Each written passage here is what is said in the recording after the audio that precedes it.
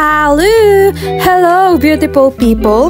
Welcome back at Everything Nice at Mitch Succulent Love, and I'm inviting you to like and subscribe to my channel, and please hit the notification bell for more updates on my videos. And I'm placing permanently my everyday vlog at 7 p.m. for more informative and experienced care and tips for succulent, gymnocalycium, and astrophytum asterias. For today's vlog ay magre-repot tayo ng ating mga grafted rare cactus. So I would repot them in a rectangular pot para mas madali silang buhatin. Ayan. So this is from Jennifer Tonggalong. So if you like, I will post the link of the seller in the description. Ayan. So today we're going to repot our grafted cactus. So more than a week na sila naka-air dry at ayan sila. So ito, parang ako yung natatakot para siyang matatanggal. Sus, ayan. So tara, repot na tayo. So ito, old soil mix lang to dun sa succulent, pero ano to, 50-50. So ayan, medyo binasa ko lang siya. Tapos ito yung with perlite. Ito kasi with pumice stone. So ito, again, old soil mix ko lang yan. Tapos ito yung bago kong gawa. Tiglilima to. 5 cups CRH, 5 cups loam soil, 3 cups coco peat, 5 cups perlite, and peat moss. Ayan, tigpa 5 cups. Asaan na yung aking kuan?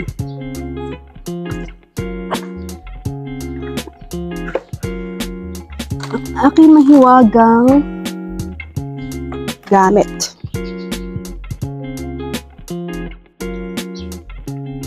Saka ba ito lalagay? Soli ko na to sa rock.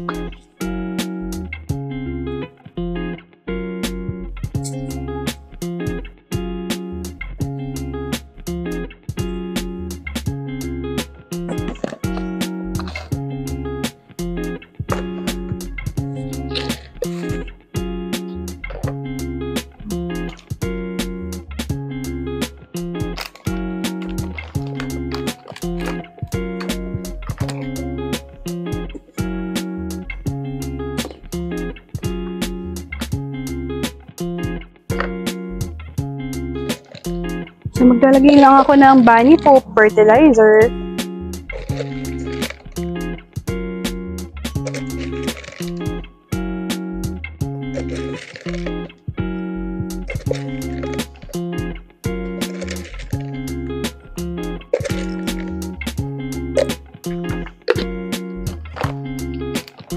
At saka, Stark LG.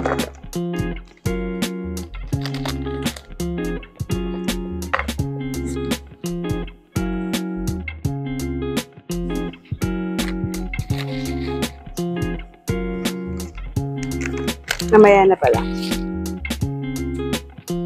Tapos, fill up na natin.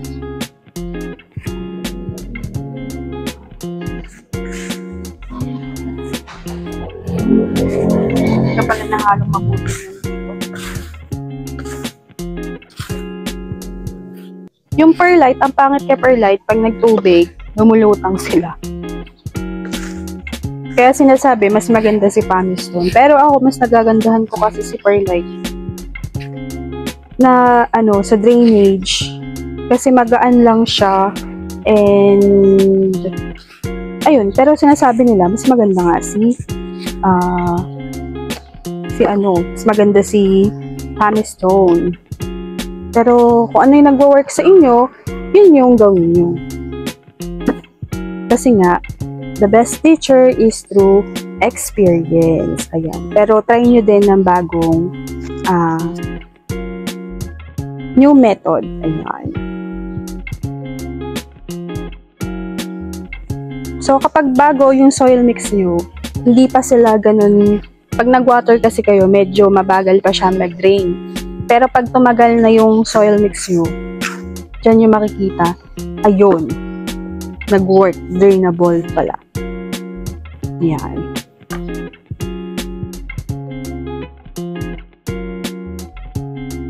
So, tagal kong iniisip kung dito ko ba sila itatanim. So, para hindi na ako mahirapang pagbuhat is rectangular pot na lang yung aking gagamitin.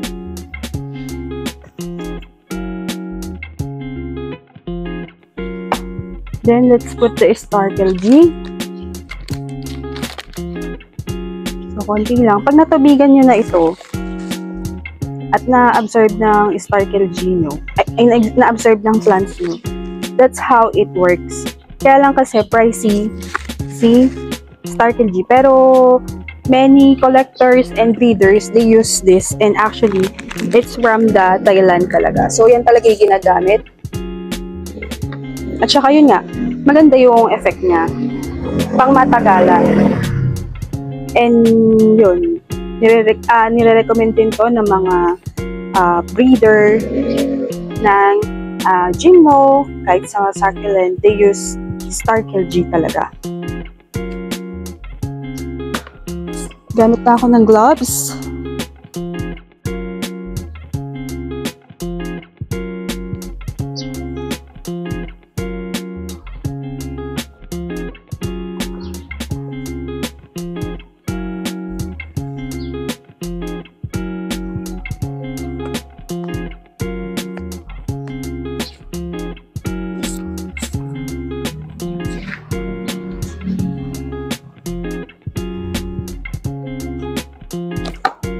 Yan. Ay, ko.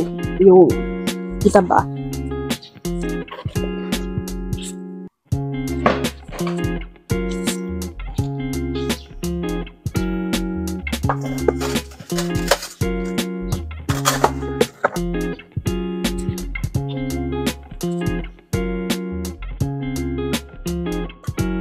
Parang matatanggal to sa ari ko. Matatanggal to sa kanyang ano.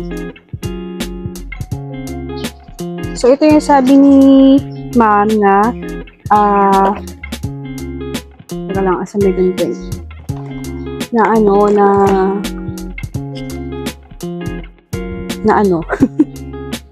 naitanim ko daw sa malaking pot. Kasi sabi ko, baka naman mabuwal yan ma'am kako. So, itrim pa natin to.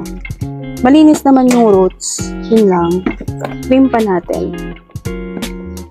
Ay, meron nga palang nagbigay sa akin ng tools. Wait lang. Kukunin ko lang. Aray ko.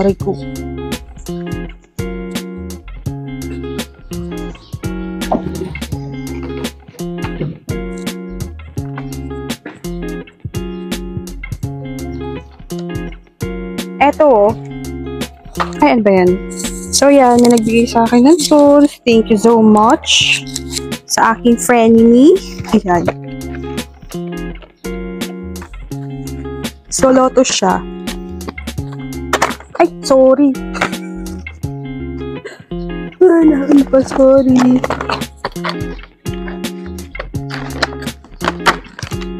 Ayan. So, may bago tayong tools. Ayan. Thank you so much.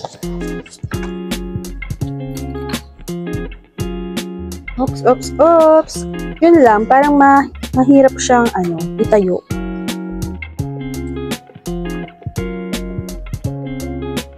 O, diba? Mahirap siyang itayo. Kahit stick yata, hindi tatayo dito.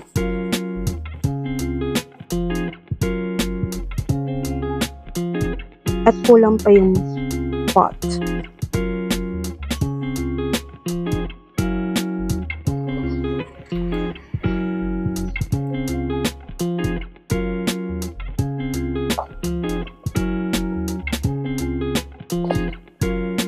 Sagad natin dito. Alam ko na.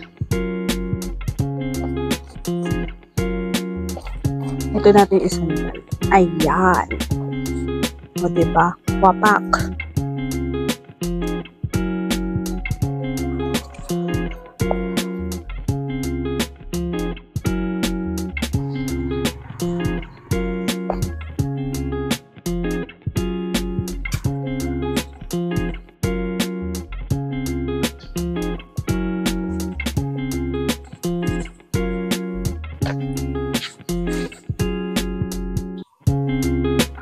matanggal yung tali ng ano ko, pangginaw.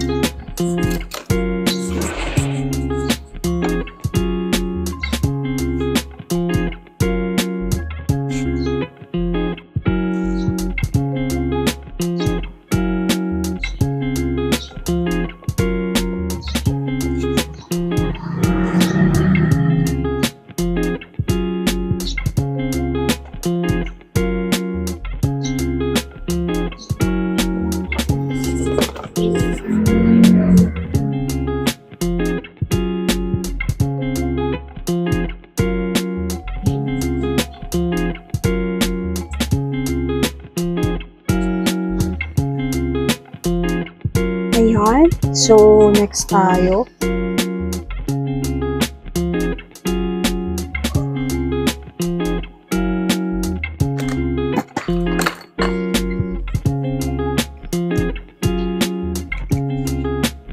Yan. Ito yung mga mahihiri. Pwede na natin gupitin yan.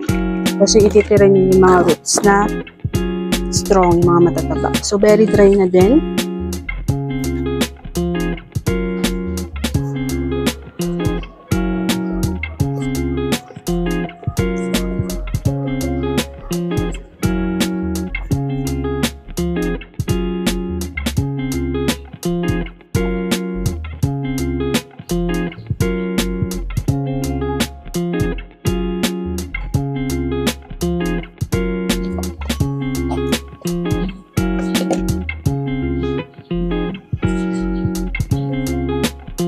Kailangan talaga may sandalan.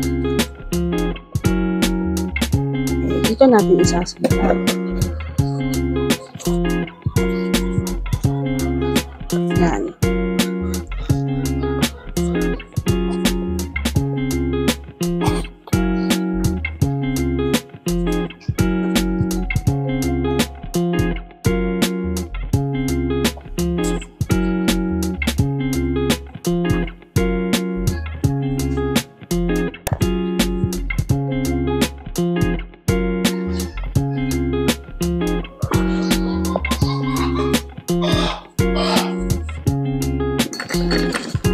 Yan. Pasensya na kayo sa ingay ng manok. Yan.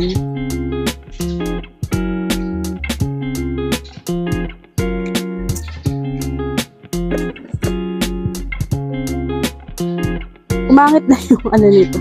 Nakahiga kasi eh. Ayan. So, dito tayo magkakaproblema.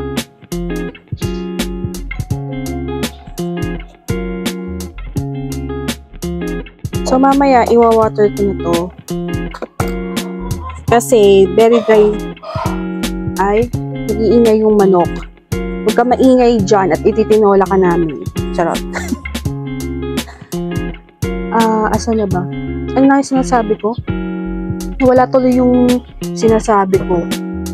Ingay naman kasi ng manok. So, ayun.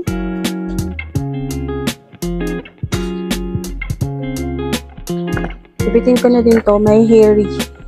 Yan, leave nyo lang yung pinaka-strong.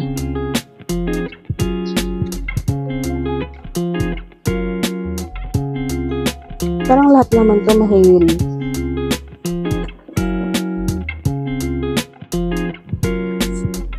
Yun, tutubigan ko na to kasi very dry na sila.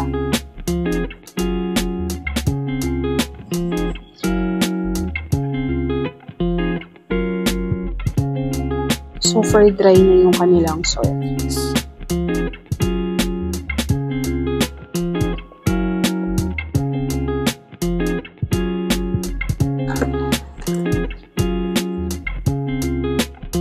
Ito rin. Tignan nyo. Diba? Super hairy. So, gupitin na natin yan. At nakikita nyo, very dry na talaga itong roots. As well as yung mga grafted. Very dry.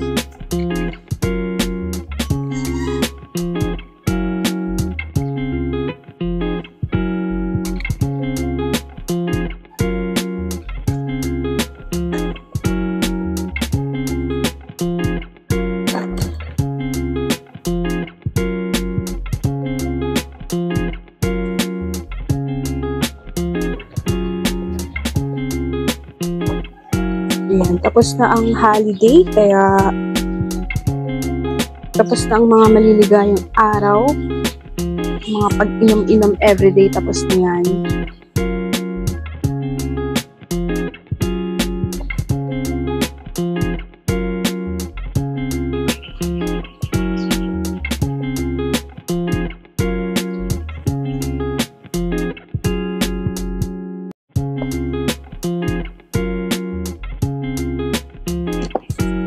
Kita niyo pa ba itong ginagawa?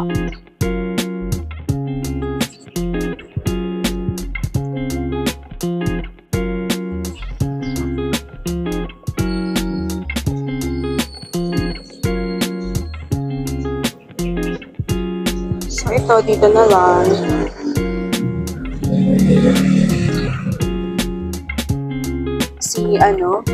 Si variegated button. Ito, tinanong ko kasi yung name nito. Sabi ni Sir, ilan daw yung alam niya yung name.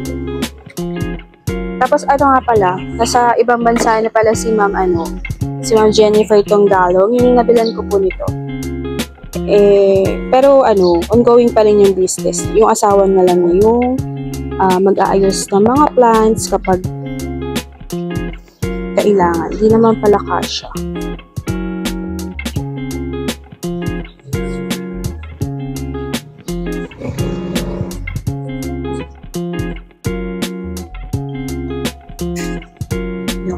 Tumayo. Ayan na natin ayusin yung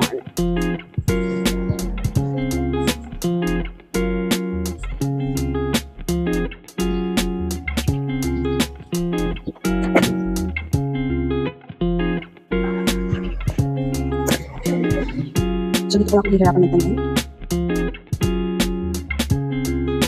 Dito ako hirap.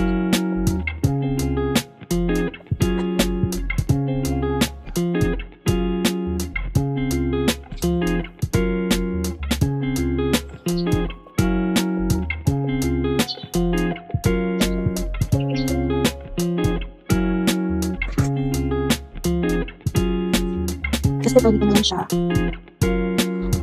So, ito parang dito, iwan nyo yung fruits na strong. So, butuin pa natin.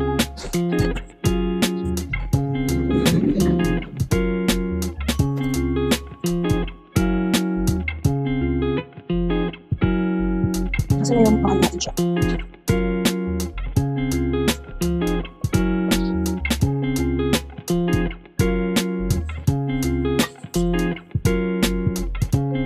So, ayan, I'm done.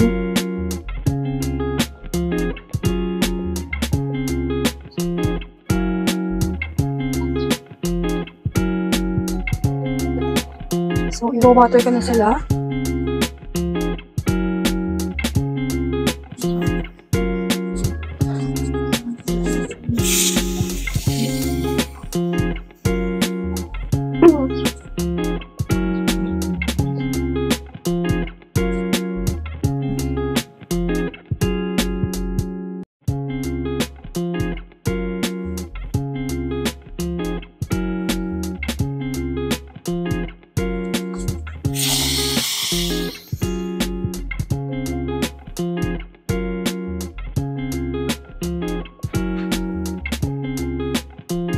Sauce.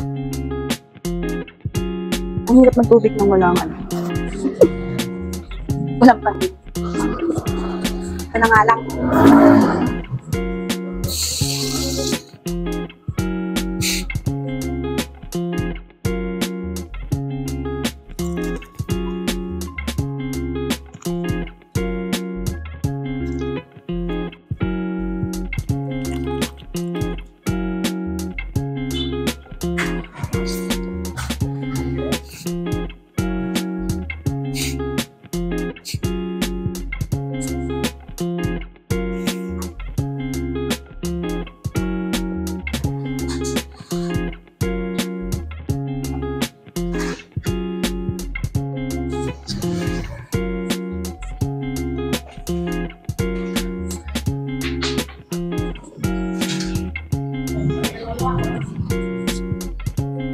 So, ito yung sinasabi ko na dumulutang si Perlite.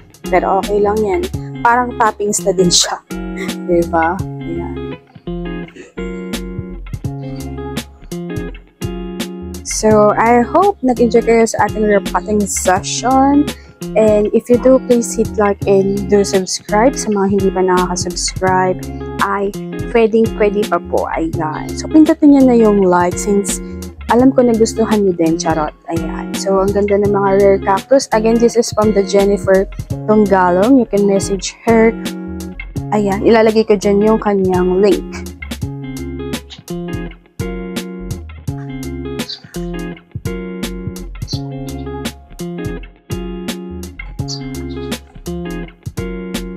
We're done!